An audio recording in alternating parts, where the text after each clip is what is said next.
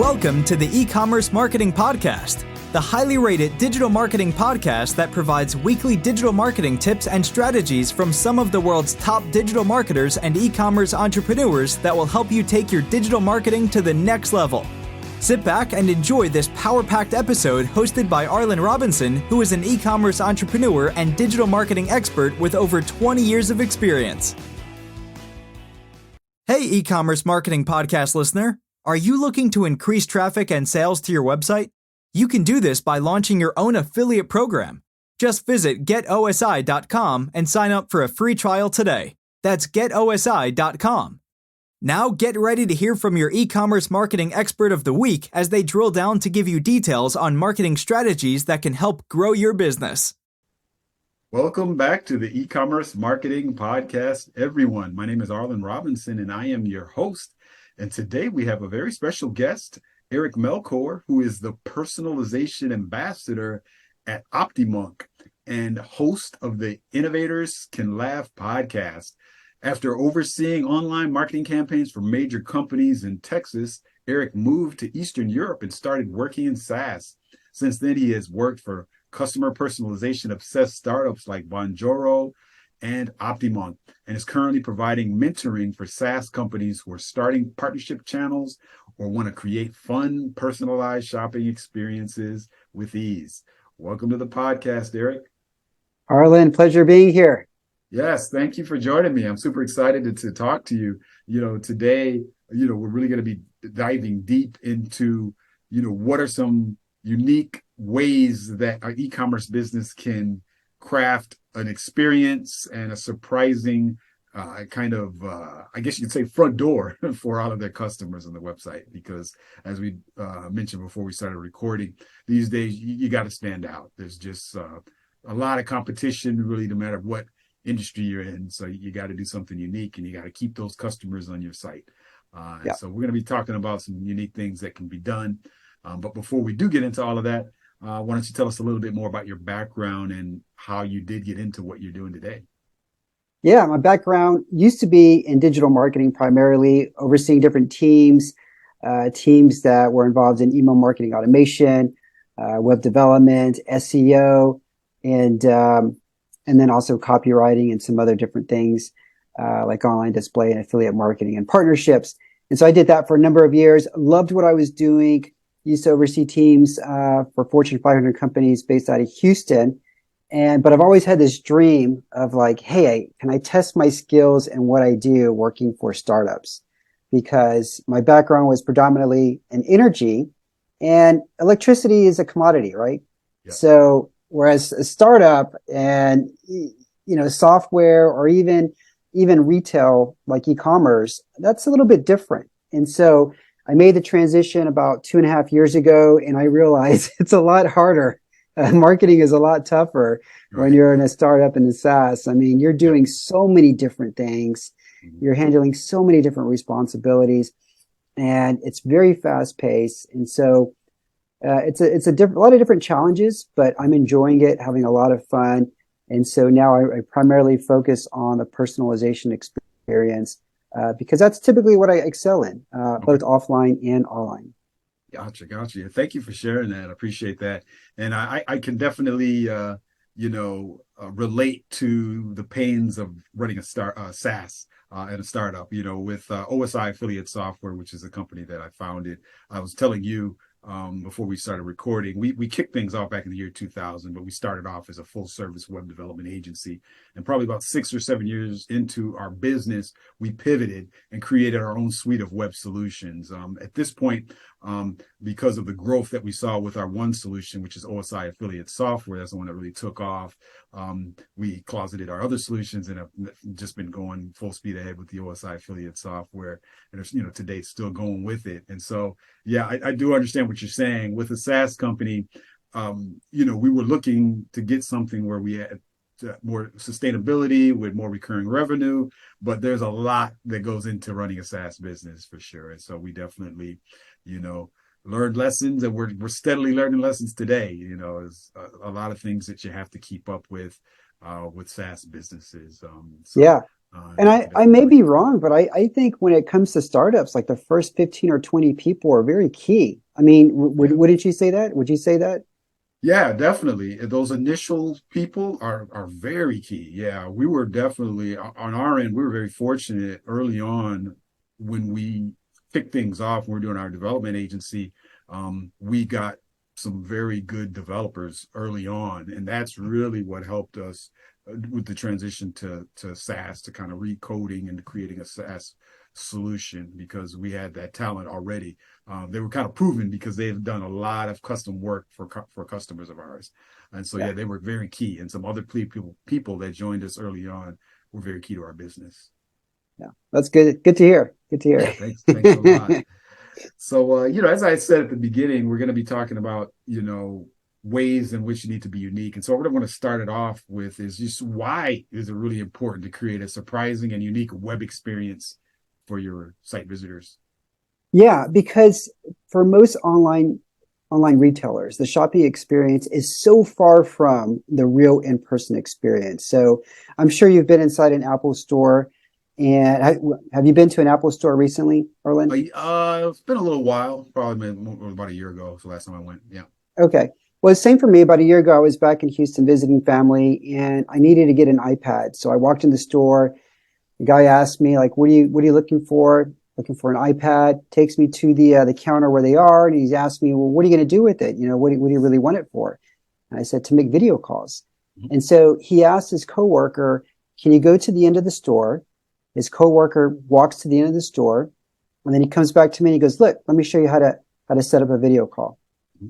He shows me how to do it. Setup is very easy. And before I knew it, we were actually making a video call to his coworker over there at the end of the store. And I'm video chatting with his coworker live. And I just couldn't believe how easy it was to set up. I ended up walking out with an iPad, right? Unfortunately, the online experience for most retail stores does not look that way. You go to a website, and within like 5 or 10 seconds, you're bombarded with pop-ups. There's just one-way communication. Give us your information. Give us your phone number. Give us your email. Yeah.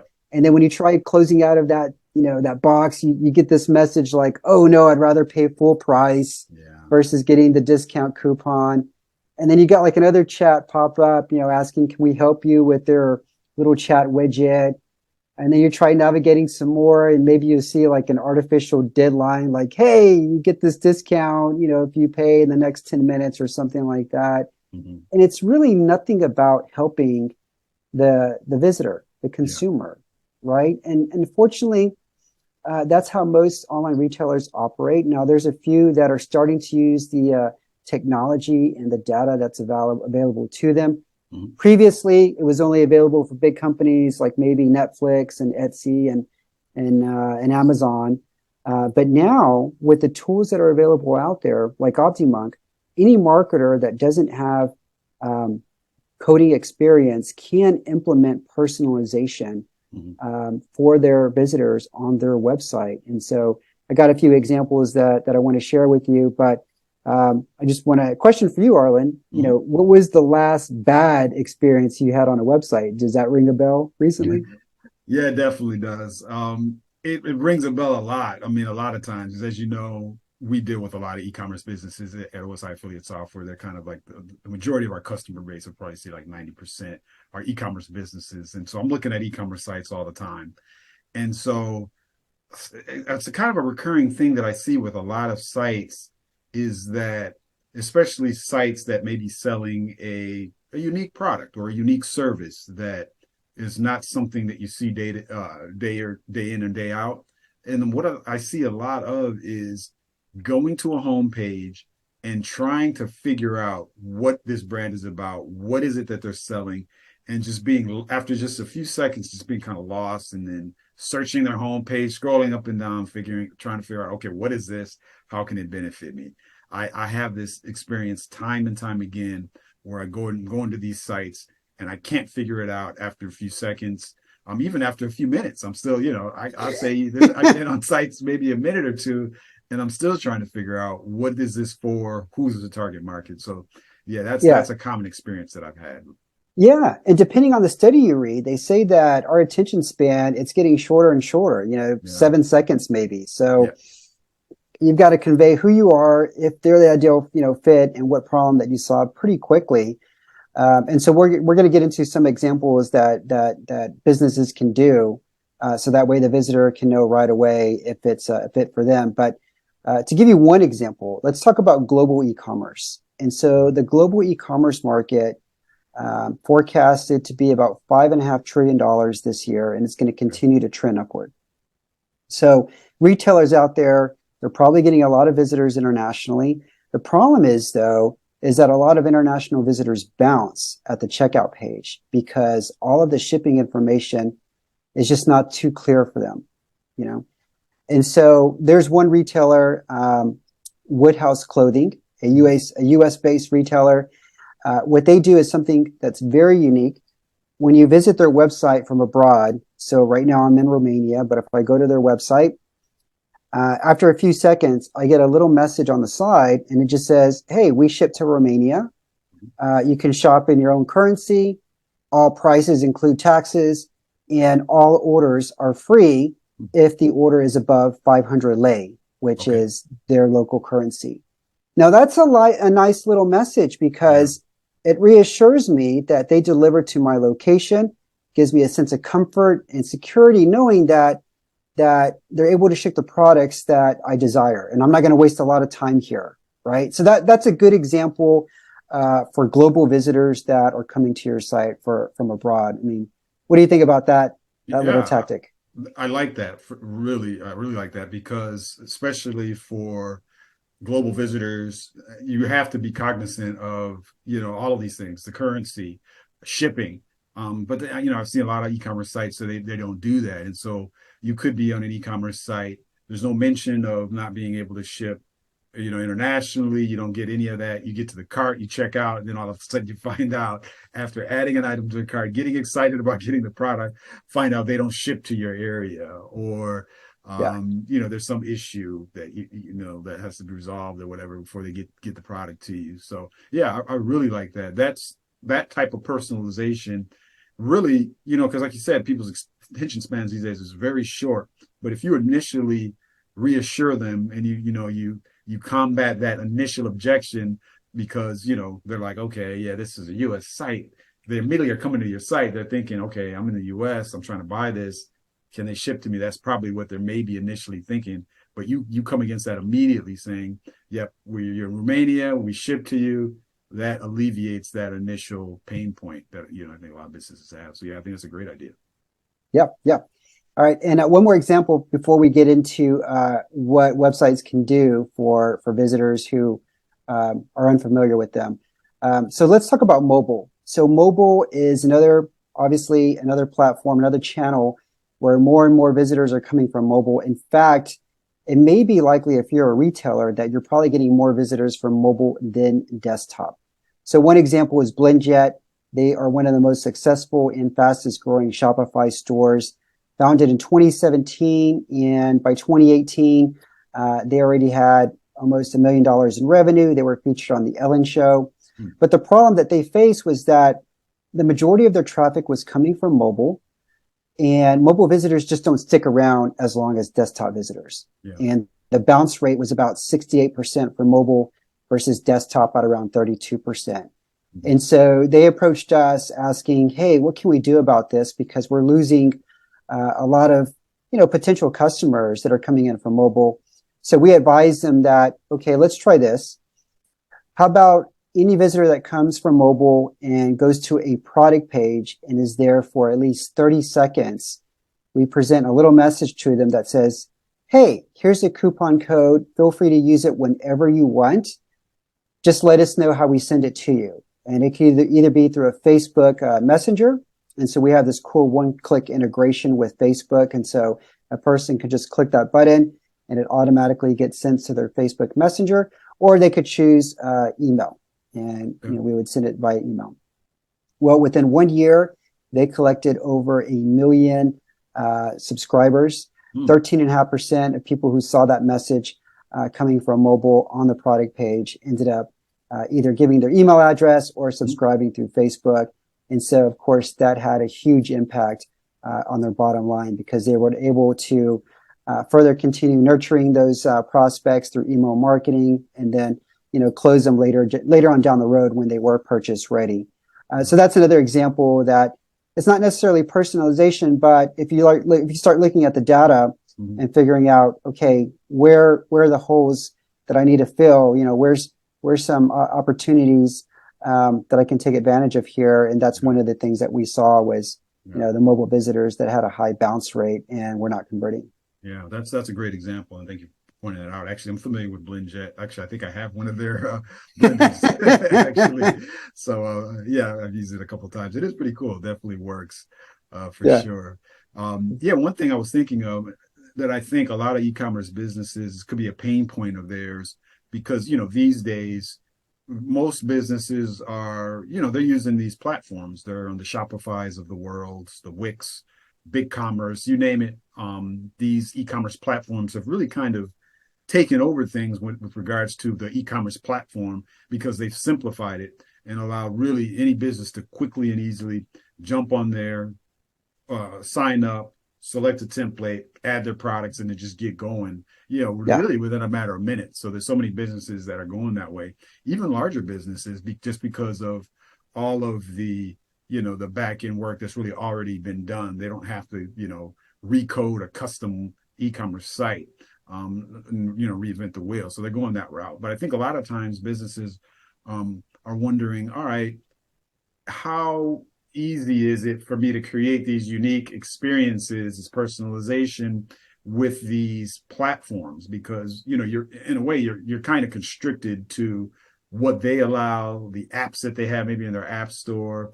And, how do you make all of this work? Because, a lot of times businesses are, they're looking at their competitors. They're trying to just, clone their competitors, maybe make some things a little bit different. But that's I think what a lot of people do. So, are there any other things that can be easily done within the confines of these platforms? Absolutely. And so another example, and before I share this with you, we've got direct integrations with so many different platforms like MailChimp, ActiveCampaign, Shopify, WooCommerce, BigCommerce, more than 100 direct integrations with a lot of different platforms. And then also Klaviyo and some of the other big names out there. So it can be done very easily. The platform is really designed for marketers, so it's mostly drag and drop. If you look at all of our reviews on G2 or Shopify, we've got more than 500 five-star ratings on Shopify, but the majority of the reviews are around our templates, our template library. And so we make it very easily that if you want to test a campaign for different segments of your visitors, whether it's new visitors or maybe returning visitors, we have campaigns that we suggest, and then also various templates that we suggest. Maybe this is a good opportunity to try one of our surveys, or maybe a feedback form, or maybe a gamification template like spin the wheel or like a little quiz or something. And so very quickly you can design those templates according to your brand standards, and then just drag and drop those templates into the OptiMonk platform once you embed our code on your website, and then pretty easily it can get up and running pretty quick. Okay. If I can do it and I don't even know HTML, then I'm sure any marketer out there can do it. Okay, so great. Yeah. So we designed this so that it's very simple and easy. It's foolproof almost. Got it. Yeah, that's good to know, because like I said, I think that's a lot of issues businesses have with kind of doing unique things with their website is, all right, what's the level of effort? Am I going to need to, get my development team to spend hours kind of reconfiguring things, or is it something that I can just kind of come in there, make these changes, and then I, kind of give a unique experience just with a few minutes of kind of clicking and dragging and dropping? Yeah.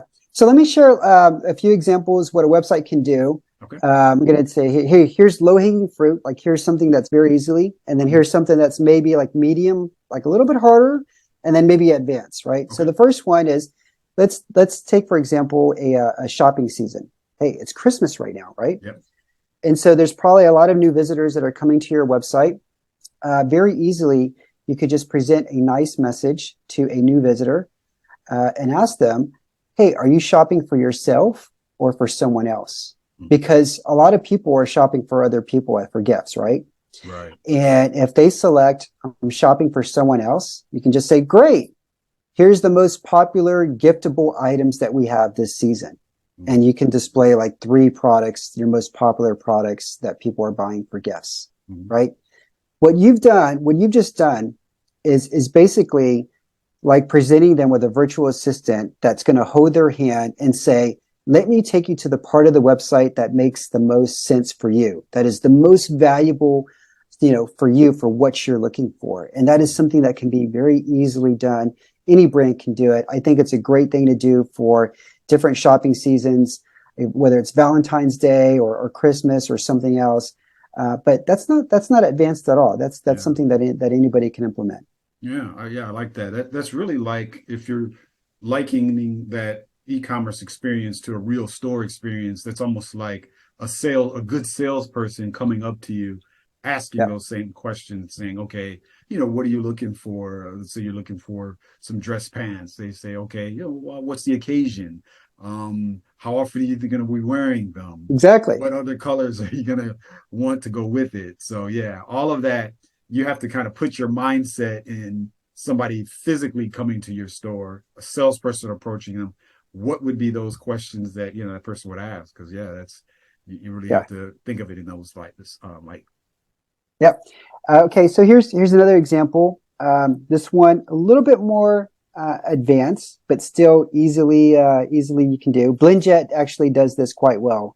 Mm-hmm. What they do is they run different Facebook ads and Google ads. Yep. And some of those ads obviously talk about the ease of portability for their blender.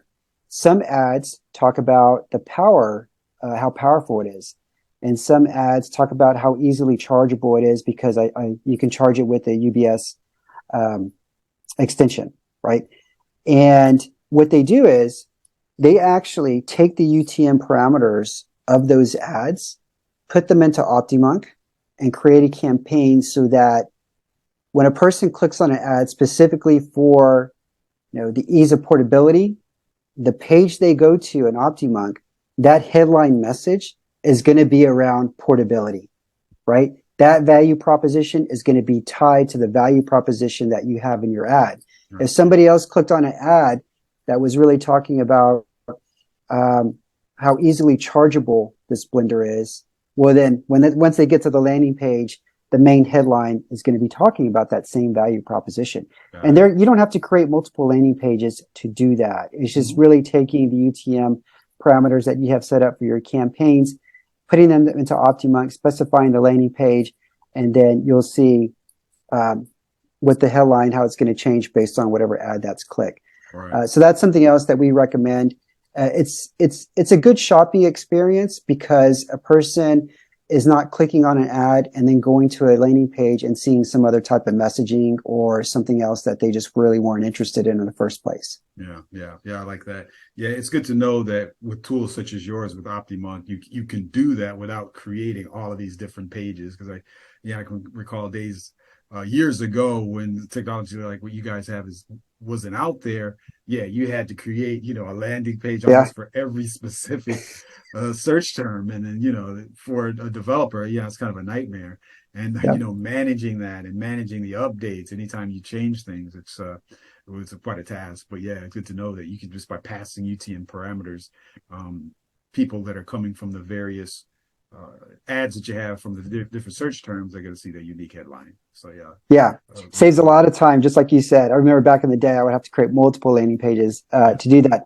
So last example, there's a brand called wink.com. And any wine lovers out there? Do you like wine, Arlen? Actually, I don't drink. I'm not much of a drinker. Only very occasionally, but I'm not really a wine fan. Okay. Well, they became one of the fastest growing wineries in the world. They are an e-commerce subscription wine brand, over 500,000 customers, more than $200 million in revenue. And their approach was based entirely on the customer online experience. Okay. And so historically, the online wine model was pretty simple. A winery picks a new bottle every month and they send it to their subscribers. What they did is that they have this quiz on their website. If you go to wink.com, you'll see it. It's a really cool quiz. And the first question is, do you prefer red or white wine? Mhm. You can even select like mostly white. If I like red too, but I like white a little bit more, so I put like mostly white or whatever. Right. And then it says, what kind of flavors do you enjoy? So you can select raspberry, citrus, blackberry, strawberry. And then it has a question. Some lunatic mix Skittles and M&Ms in the same bowl. Which Oh, do you wow. pick out? Right. Uh, And then they ask another question like, okay, which foods do you like? Chinese, chocolate cake, sushi, burgers, yeah. Mexican? Hmm. And then after that, it's like, okay, ready to see your custom wine box? If so, Hmm. just enter your date of birth and your Yeah. email address. Yeah.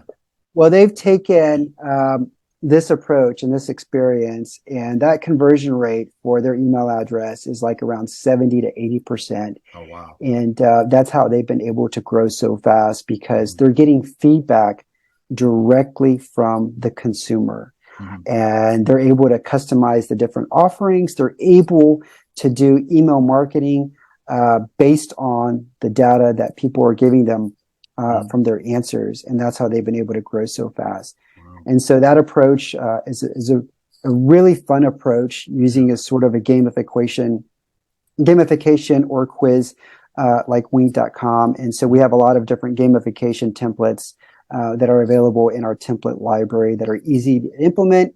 And if you just think a little bit like, hey, how can I gamify this? You could probably come up with a pretty good approach in terms of making the online user experience more enjoyable, more fun, and in return, you're going to get the data that you need to better market to them and give your visitors the educational material and content that they really desire and is relevant.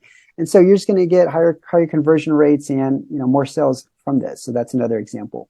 Gotcha, gotcha. Yeah, great example. I mean, that's a hell of a conversion rate. You said the 70 to 80% on that. Yeah, I mean, I can see why just from the way you described it. Because I've seen these quizzes where you're asking questions that are, of course, on track with, getting people to the right product that you're selling. They're all relevant to your brand. But I like the fact that they threw in those kind of oddball questions, off the wall questions with the Skittles and the M&Ms, because that lightens it up a little bit. It kind of makes it a little bit more interesting. So people are like, they kind of think about it like, okay, wow, that, adding a little bit of humor there, I think can kind of help to keep that customer engaged, rather than just keeping them through just a straight quiz around your brand where it's just, knowledge questions about, what they like. So yeah, very, Yeah. very good stuff. Yeah, I like that example. Thank you for sharing that. Yeah. Yeah.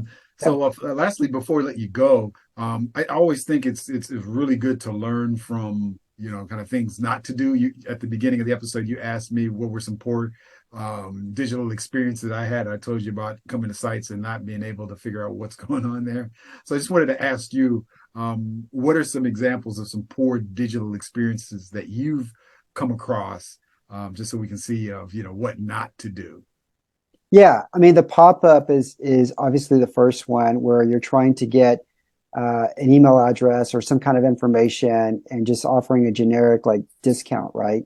I think Right. what you're doing there is creating a customer who's never going to want to pay full price because they Yeah. know that no matter what I do, I could probably just come back to the site again and get some sort of coupon code. But not only that, it's just you don't know anything about them. So while you're trying to pull information from them, when you don't know anything about them at all. So I recommend not doing any sort of pop-up where you're just trying to get their email address. If you feel like you still need to do that, then use an exit intent pop-up. Yeah. So it's basically the same kind of pop-up, but it'll pop up when somebody's trying to leave the website or leave the page. But definitely get rid of that pop-up that's coming up like in the first 10 seconds, even the first 30 seconds. And if you don't know anything about that person, it's just you quickly close out and it leaves a bad taste in my mouth, and I rarely go back to that website once I see that. Yeah, that's so true, and I totally agree. It really sets a bad picture there, because like you said, you don't know anything about the person, what they want, what are their interests, why they even come to your site, which you're just immediately presenting them with that discount.